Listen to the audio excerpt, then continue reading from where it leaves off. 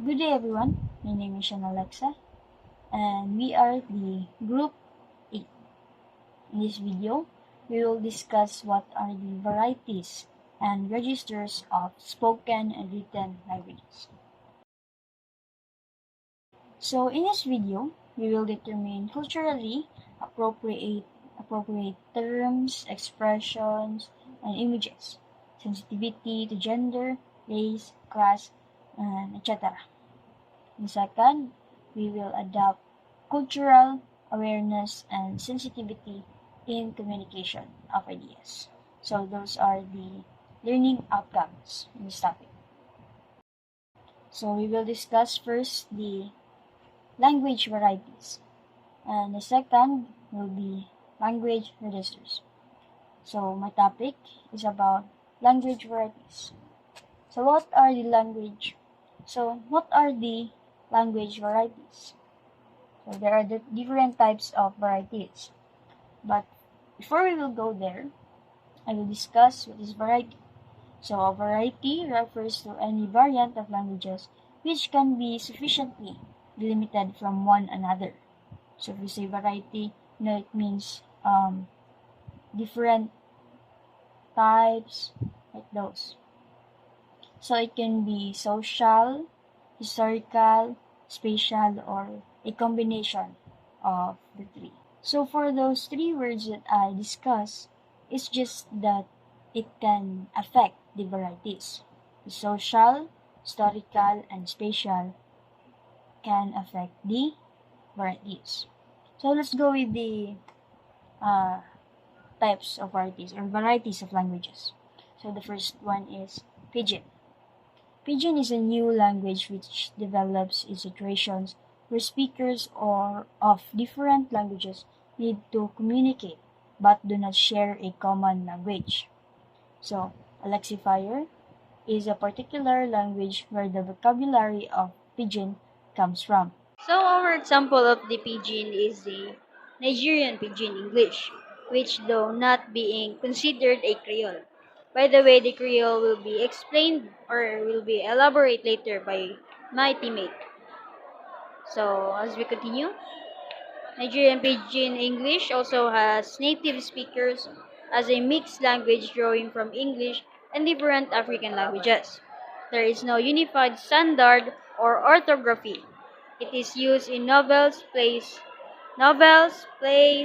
radio, poetry, and becoming more and more important as a language. So the next will be Creole. Creole. Creole is a pidgin that becomes the first language of the children and the mother tongue of a community. Examples of Creole are Gula and Patwa.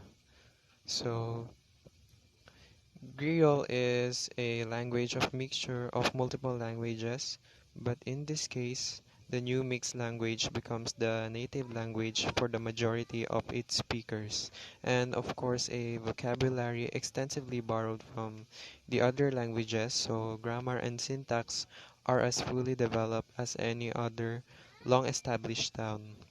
So, as you can see, language changes over time, and that's why there's a mixture of language already. So the examples of that one is the Chavacano, where this is a Philippine Creole Spanish, a Spanish-based Creole spoken in parts of the Philippines, and especially in a round of the city of Zamboanga, wherein there is a mixture of dialect of Zamboanga and also the mixture of Semporna, Malaysia. Regional dialect. It is not a language that is not distinct from a national language, but rather a variety of language spoken in a particular area of a country.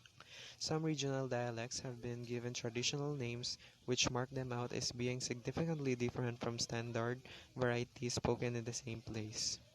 Some examples are Hillbilly English from the Appalachians in the USA and Geordie from the Newcastle upon Tyne in the UK. Cebuano, Waray, Ilocano, and Hiligaynon are also examples of regional dialect here in the Philippines. Next is minority dialect.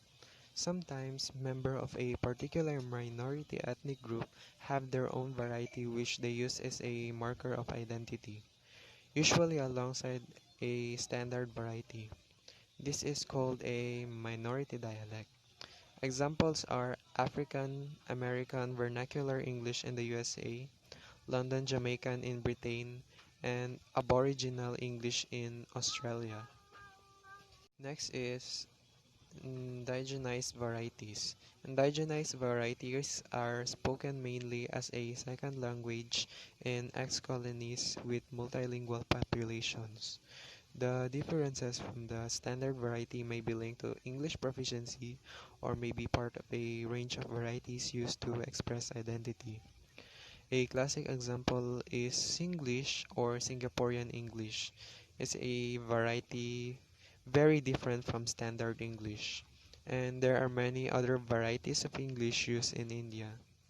Good day everyone, my name is Gabriel Benedict A. Baliguat and now we will gonna talk about language register. So first, what is language register? So register, it describes as the various styles of language available for writing or speaking.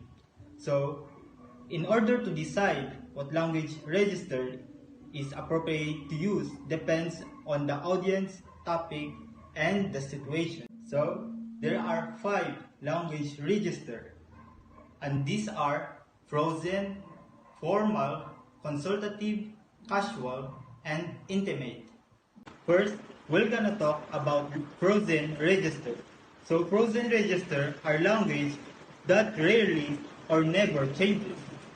Some examples of frozen register are Pledge of Allegiance, words to a song, poetry, prayer, or laws.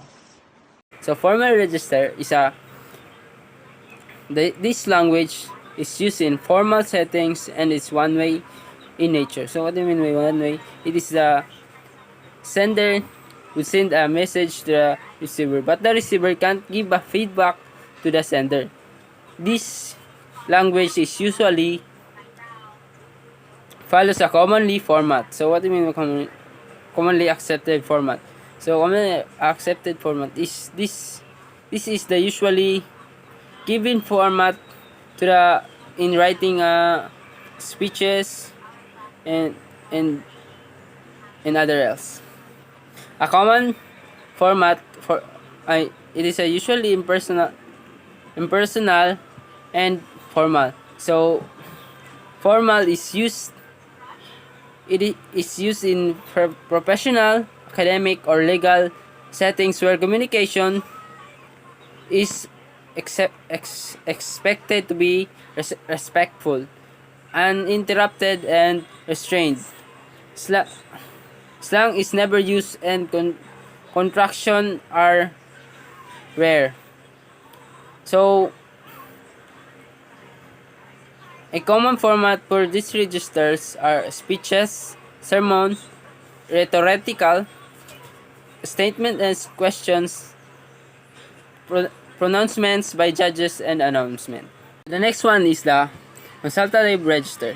So, the consultative register is a form. This is a standard form of communication.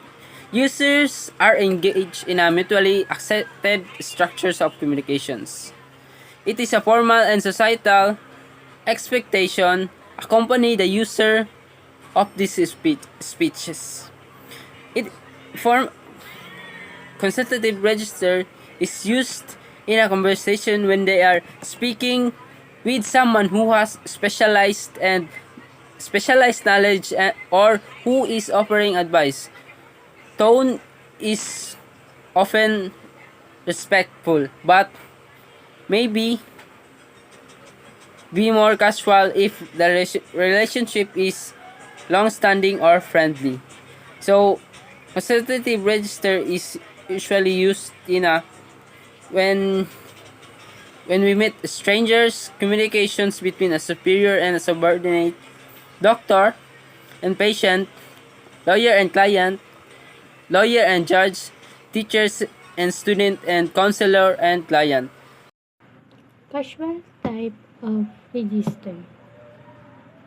This type of speech uses many non-standard grammatical forms such as slang, incomplete sentences, or regional basic. This register is often used between people who are already acquainted with one another and relies on a relaxed social context. This audience of a speaker using casual register is most likely to be an acquaintance, friend, or peer. These audience members are likely to contribute to the conversation using a casual register as well.